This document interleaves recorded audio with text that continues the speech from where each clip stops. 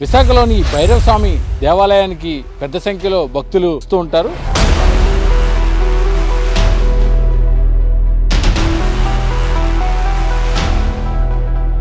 So ఈ భక్తులు తీవ్ర నిరాశ అయితే ఎదుర్కొంటున్నారు. ఎందుకంటే దేవాలయానికి చేరుకోవాలంటే దాదాపు కిలోమీటర్ మేర నడక ప్రయాణం ఉంటుంది. ఆ నడక మార్గం అంతా కూడా రాళ్ళు రప్పలు, పక్కనే చెట్లు, పాముల పుట్ల మధ్యలోంచి నడుచుకుంటూ రావాల్సింది. ఆలయం వరకు వాహనాలను అనుమతిస్తే దేవుణ్ణి దర్శించుకునేందుకు మరింత సులభమైన ప్రయాణం కలుగుతుందని భక్తులు చెప్తున్నారు.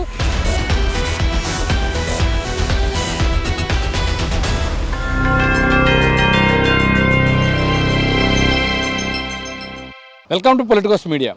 ప్రస్తుతం మనం విశాఖలోని సింహాచల పుణ్యక్షేత్రానికి సమీపంలో ఉన్నటువంటి భైరవస్వామి ఆలయానికి వచ్చాం.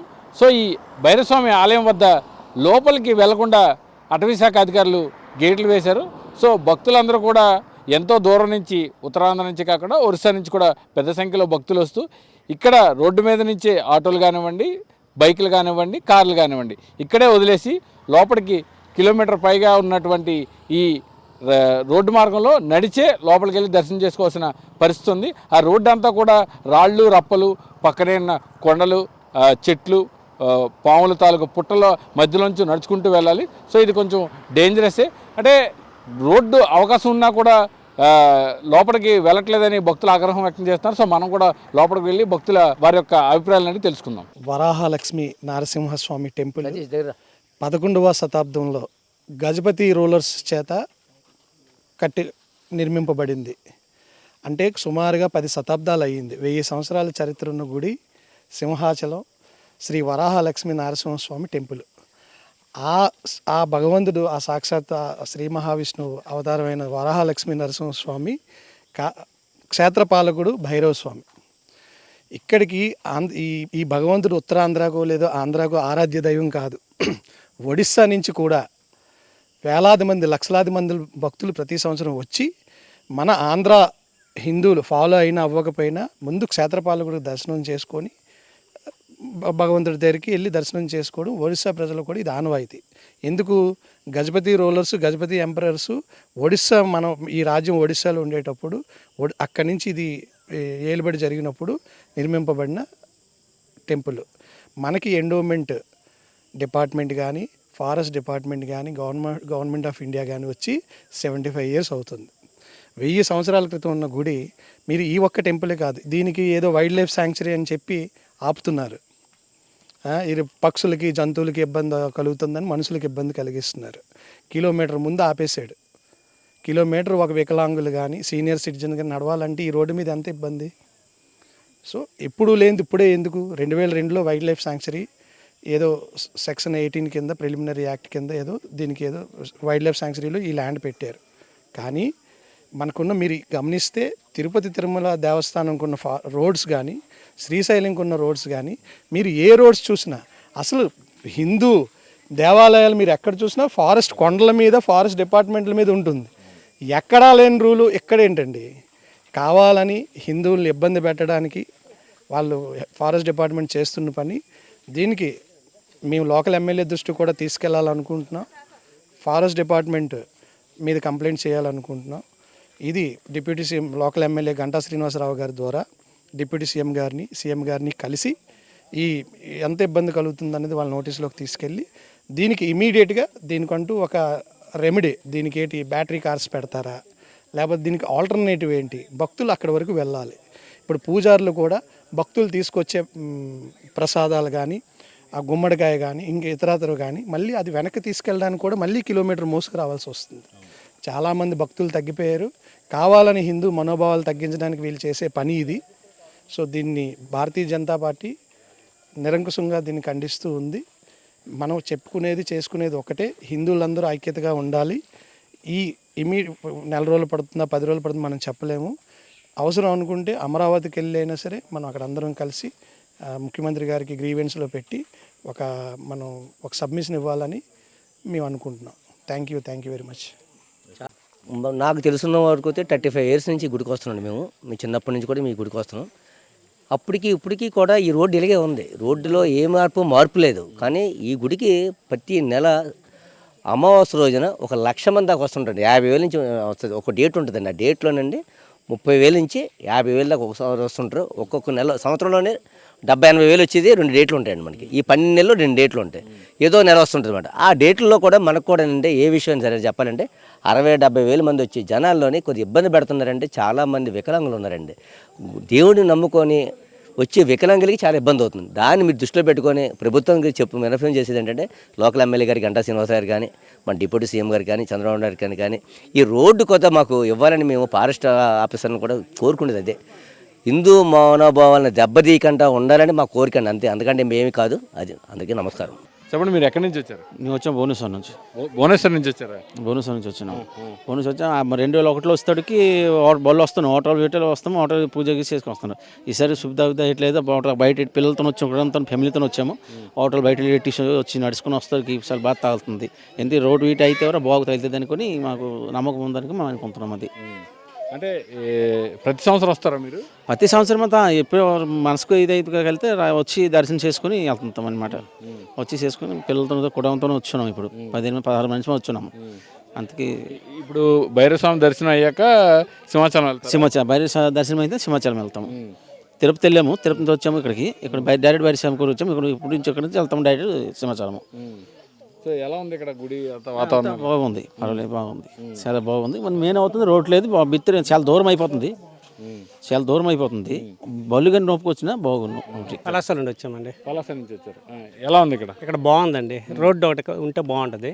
మంచినీళ్ళు ఇవి బోర్ ఇది ఉంటే ఇంకా బాగుంటుంది. కొన్ని నెమళ్ళు అట్లా జంతువులు కూడా అన్నీ పెట్టి జూ పార్క్ లాగా పెడితే చాలా హాయిగా ఉంటుంది. ఇక్కడ ప్రతి సంవత్సరం మేము వస్తున్నాము. సంవత్సరం అలాగే ఉండిపోయింది, అభివృద్ధి చెందలేదు. అది మా తాలూకు కోరిక. ఇంకా రాజకీయ నాయకులైనా పెద్దవాళ్ళు పెద్ద అభివృద్ధి చేస్తారని మరి కోరుకుంటున్నాం. అంటే మీరు అప్పుడు ప్రతి సంవత్సరం వస్తున్నారు, అప్పటికి ఇప్పటికీ ఉందండి. నేటి మారు పెట్టలేదు, అలాగే ఉందండి. అంటే ఏంటి ఈ గుడి యొక్క ప్రత్యేకత ఏంటి? ఉందండి, చాలాగా భక్తి శక్తి ఒకటి ఉంది కాబట్టి దానికోసం బట్టి ప్రతి సంవత్సరం వస్తాను. చెప్పండి సార్, మీరు ఎక్కడి నుంచి వచ్చారు? మేము వచ్చేసి గుంటూరు జిల్లా దాచేపల్లి రామాపురం నుంచి వచ్చామండి. మేము ఇంతకుముందు సింహాచలం వచ్చాము. యాక్చువల్గా ఇక్కడికి వచ్చి అక్కడికి వెళ్ళాలంట ఫస్ట్. మాకు తెలియదు, 3 times వచ్చాం కానీ అక్కడికి. ఇప్పుడు మళ్ళీ తెలుసుకొని ఇక్కడికి వచ్చాము. ఫస్ట్ టైం వచ్చాము. అయితే అంతా బాగుంది, క్లైమేట్ అంతా బాగుంది. కానీ వర్షం పడితే దారి సరిగా లేదు. రోడ్డు మెయిన్ రోడ్ కావాలి, వాటర్ సదుపాయం లేదు. వర్షం వస్తే ఇక్కడ వచ్చిన భక్తులు ఉండటానికి షెడ్ కానీ షెల్టర్ ఏం లేదు. అదొకటి. గుళ్ళో విగ్రహం ఇదంతా ఎలా ఉంది? అంతా చాలా బాగుంది. న్యాచురల్గా అంతా బాగుంది. మనసుకి కొంచెం ప్రశాంతంగా ఉంది. వాతావరణం అది బాగుంది. చాలా మహిమ ఉందని చెప్పారు. అందుకే మేము ఫస్ట్ టైం వచ్చామన్నమాట. బాగుంది, మాకు ఇక్కడికి వచ్చా బాగుంది. కాకపోతే ఈ షెల్టర్ ఏమన్నా అన్నీ ఏమైనా ఏర్పాట్లు చేస్తే బాగుంటుంది. మనకి మెయిన్ రోడ్డు ఒకటి, వాటర్ ఒకటి, షెల్టర్ ఏదన్నా ఉండటానికి వచ్చిన భక్తులు. వర్షం పడితే ప్రాబ్లం అవుతుంది కదా. వర్షం తెలుసుకున్నారు మీరు ఈ ఆలయం? అది జస్ట్ ఫ్రెండ్స్ అలాగా సింహాచలం వస్తే ఇట్లా వేరే వాళ్ళు వేరే భక్తులు కానీ ఫ్రెండ్స్ అలా చెప్పారు. ఫస్ట్ ఇక్కడికి వచ్చి తర్వాత సింహాచలం వెళ్తారంట. దాని కొరకు మళ్ళీ వచ్చాను. సో భైరవకోన రహదారికి సంబంధించి బీజేపీ నగర అధ్యక్షులు పరశురామరాజు గారు మనతో ఉన్నారు. ఆయన అడుగుదాం. చెప్పండి సార్, ఈ అంటే చాలామంది భక్తులు ఉత్తరాంధ్ర నుంచే కాకుండా ఒడిశా నుంచి కూడా పెద్ద సంఖ్యలో భక్తులు వస్తుంటారు. సో ఇంత ప్రాచుర్యమైన దేవాలయానికి రహదారికి ఇబ్బంది పెట్టడం వెనక ఏంటి సార్? యాక్చువల్లీ ఈ భైరవస్వామి టెంపుల్ అనేది కొన్ని వందల సంవత్సరాల నుంచి స్వయంభూ. ఇది సింహాచలం దేవస్థానానికి అనుసంధానంగా ఉంది. మన ఆంధ్రప్రదేశ్ విడిపోకముందు, తెలంగాణ మనం విడిపోకముందు మద్రాసు రాష్ట్రంగా ఉన్నప్పటి నుంచి కూడా వీళ్ళ దగ్గర కట్టిన శిస్తులు అన్నీ కూడా ఉన్నాయి. అలాగే శిస్తులు అంటే నేను చెప్పేది ఇక్కడికి వచ్చిన ఏదైతే ఇన్కమ్ ఉందో అది దేవస్థానం కట్టిన రసీట్లే ఉన్నాయి. అప్పటి నుంచి బుక్స్ ఉన్నాయి. ఇది అన్ని వందల సంవత్సరాల నుంచి ఉన్న స్వయంభూని ఇవాళ ఫారెస్ట్ డిపార్ట్మెంట్ వాళ్ళు వైఎస్ఆర్సీపీ గవర్నమెంట్లో ఉన్నప్పుడు దీన్ని గేట్లు వేసేయడం జరిగింది. ఎందుకంటే హిందూ ధర్మాన్ని అణగదొక్కటమే కారణంగా పనిచేసిన వైఎస్ఆర్సీపీ గవర్నమెంట్ దీంట్లో కూడా ఏదైతే రామతీర్థాల్లో మొహం చెక్కేయడం కానీ, అలాగే అక్కడ ఏదైతే ఈస్ట్ గోదావరిలో రథం తగలబెట్టడంలో కానీ ఇలా చాలా విషయాల్లో వాళ్ళు అశ్రద్ధ వహించారు. దాన్ని పట్టుకోవడంలో కూడా ఇవాళకి తేలలేదు. అదేవిధంగా ఈ ఏదైతే ఫారెస్ట్ డిపార్ట్మెంట్ వాళ్ళు దాన్ని అనుసుగా తీసుకుని ఏదంటే ఇటువంటి కార్యక్రమాలు చేసి జగన్మోహన్ రెడ్డి కళ్ళల్లో ఆనందం చూడటం కూడా ఈ డిపార్ట్మెంట్ అధికారులు చాలా స్మార్ట్గా బిహేవ్ చేసి గేట్ కట్టడం జరిగింది.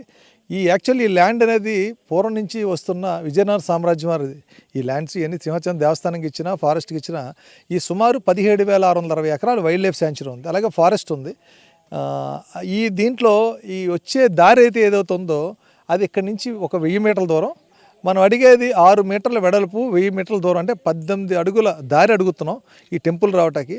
ఇవాళ నరేంద్ర మోడీ గారు కేంద్రంలో ప్రధానమంత్రిగా ఉంటూ ప్రతి చోటకి మౌలిక సదుపాయాలు కల్పించాలని దృష్టిలో పెద్ద పెద్ద 6 లైనర్లు ఫారెస్ట్ మధ్యలో చేసి గ్రీన్ఫీల్డ్ హైవేస్ అని పెట్టి చేస్తున్నారు. కానీ ఫారెస్ట్ డిపార్ట్మెంట్ వాళ్ళు పర్యావరణం కాపాడకుండా వాళ్ళు స్మార్ట్గా బిహేవ్ చేసి పర్యావరణమే ముఖ్యం అన్నట్టు వాళ్ళు బిహేవ్ చేస్తున్నారు. ప్రజలను ఇబ్బంది పెట్టడమే అది కరెక్ట్గా పనిచేసిన డిపార్ట్మెంట్ అని వాళ్ళు ఫీల్ అవుతున్నారు.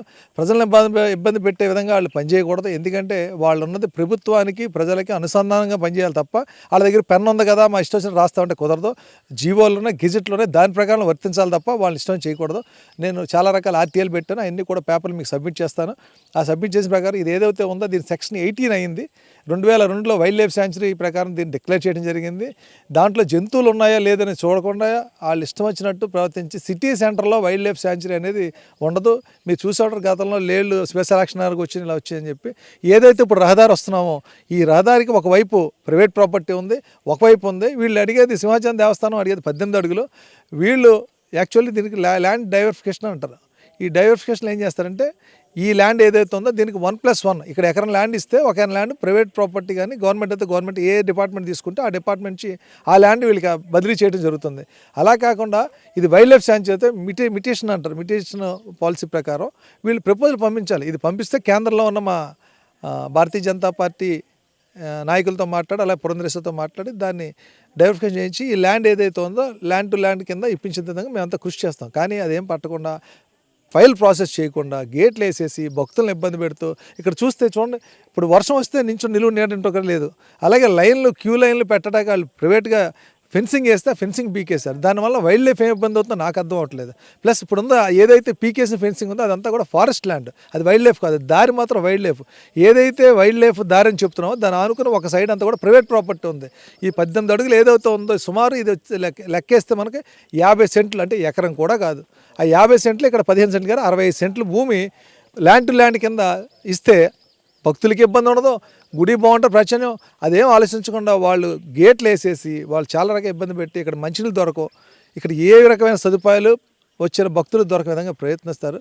ఇది 17,660 ఎకరం. దీని గురించి మొత్తం డీటెయిల్ కనుక్కుంటే వైల్డ్ లైఫ్ శాంచురీ అనేది గవర్నమెంట్ గెజెట్ ప్రకారం 17,660 ఎకరం ఇచ్చారు. కానీ ఇక్కడ సుమారు 18,000 ఎకరాల పైన ఉంది. అంటే 600 నుంచి 700 ఎకరాలు ఎక్సెస్ ల్యాండ్ ఉంది. అది కూడా ఆరులో ప్రాంతంలో ఎక్సెస్ ఉందని మాకు ఇన్ఫర్మేషన్ వచ్చింది. అది కరెక్టా కాదో రేపొద్దున మన స్థానిక ఎమ్మెల్యే గంటా శ్రీనివాస్ గారు మా కూటమి నాయకులే ఆయన దృష్టిలో పెట్టి ఈ ఏదైతే ప్రాబ్లమ్స్ ఉన్నాయో అన్నీ కూడా ఆయన దృష్టిలో తీసుకెళ్ళి ఆయన ద్వారా మా పురంధరేశ్వరం కూడా కలుపుకొని మా రాష్ట్ర అధ్యక్షులు పురంధరేశ్వరం అలాగే గంటా శ్రీనివాస్ గారు లోకల్ ఎమ్మెల్యే కలిపి మన చంద్రబాబు నాయుడు గారి అలాగే ఫారెస్ట్ మినిస్టర్ ఉన్న లోకేష్ గారికి పవన్ కళ్యాణ్ గారికి కూడా ఇవి దృష్టిలో తీసుకెళ్ళి మేము తెలియజేస్తాం. ఏదైతే ఈ విషయం ఇలా జరుగుతుందో తెలిస్తే పవన్ కళ్యాణ్ ఎట్టి పరిస్థితుల్లో వదలరు, వాళ్ళ తోలు తీసి వదులుతారని. ఎందుకంటే ఆయన సనాతన ధర్మంలో ఆచారాల ప్రకారం ఉండాలని కోరుకునే మొదటి వ్యక్తి. అటువంటి మనిషికి ఈ విషయం వాళ్ళు తెలియకుండా వాళ్ళు ఏదో గెజిట్లని ఏదో ప్లాన్లని చూపించి వాళ్ళు చేస్తున్నారు. కానీ డైరెక్ట్ డిబేట్కి వస్తే నేను రెడీగా ఉన్నాను. నా దగ్గర ఉన్న పేపర్లు కూర్చుని ఫారెస్ట్ డిపార్ట్మెంట్ ఎంత పెద్ద అధికారి అయినా సరే నేను నా దగ్గర ఉన్న ప్రూఫ్లతో కూర్చుంటాను. ఓపెన్ డిబేట్, ప్రెస్ని పిలుద్దాం, డిబేట్ చేసి మాట్లాడుకుందాం. ఏ రకంగా మీరు ఇవ్వచ్చు, ఏ రకంగా ఎందుకు ఇవ్వట్లేదన్న ప్రశ్న మీద మీరు సమాధానం చెప్పే విధంగా ఉంటుంది. మా దగ్గర అన్ని రకాల సాక్ష్యాలు ఆధారాలు కూడా అన్ని తీసుకుంటాం జరిగింది.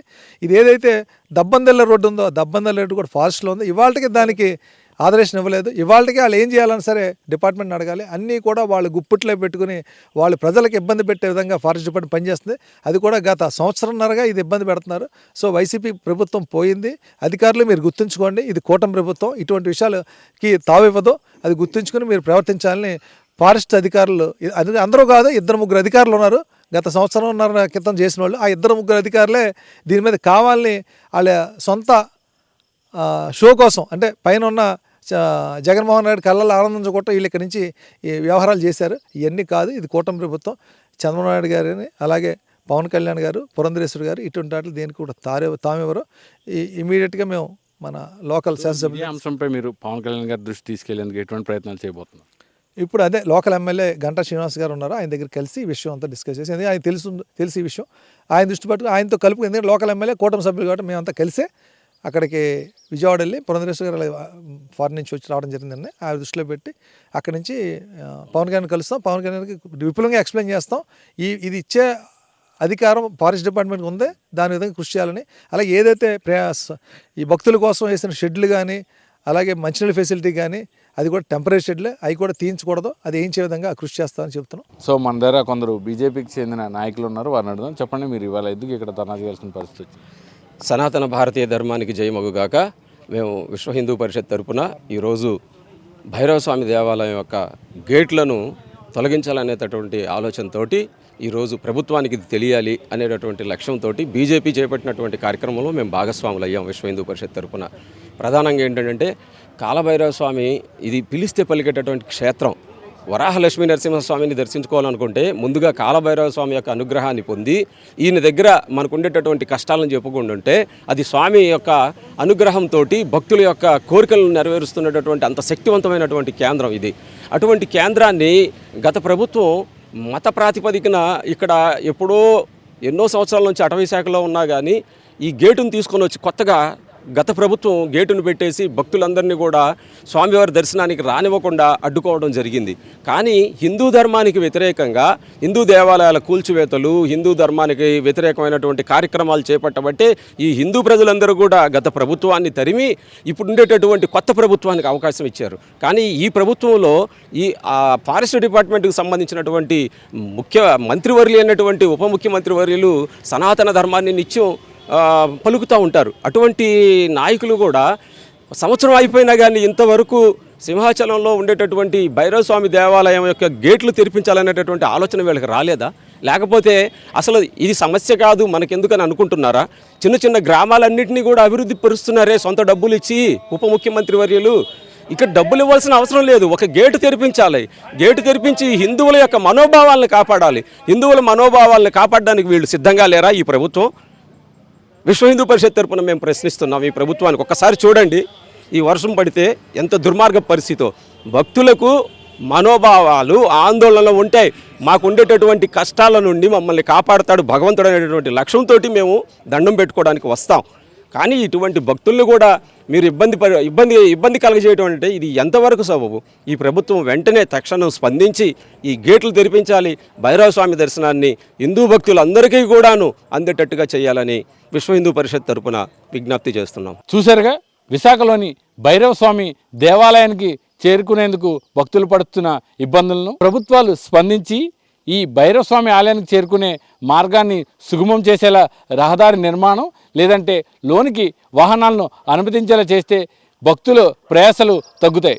సో స్థానికులు, ధార్మిక సంఘాలు, బీజేపీ నేతలు కూడా ఈ ఏదైతే అటవీ శాఖ ఆధ్వర్యంలో ఉన్నటువంటి ఈ రహదారి పట్ల దృష్టి పెట్టాలని కోరుతున్నారు. కెమెరామెన్ ముఖేష్తో కిరణ్, పొలిటికోస్, విశాఖ నుంచి. Please subscribe to the channel and download the Politicos app from the links in the description.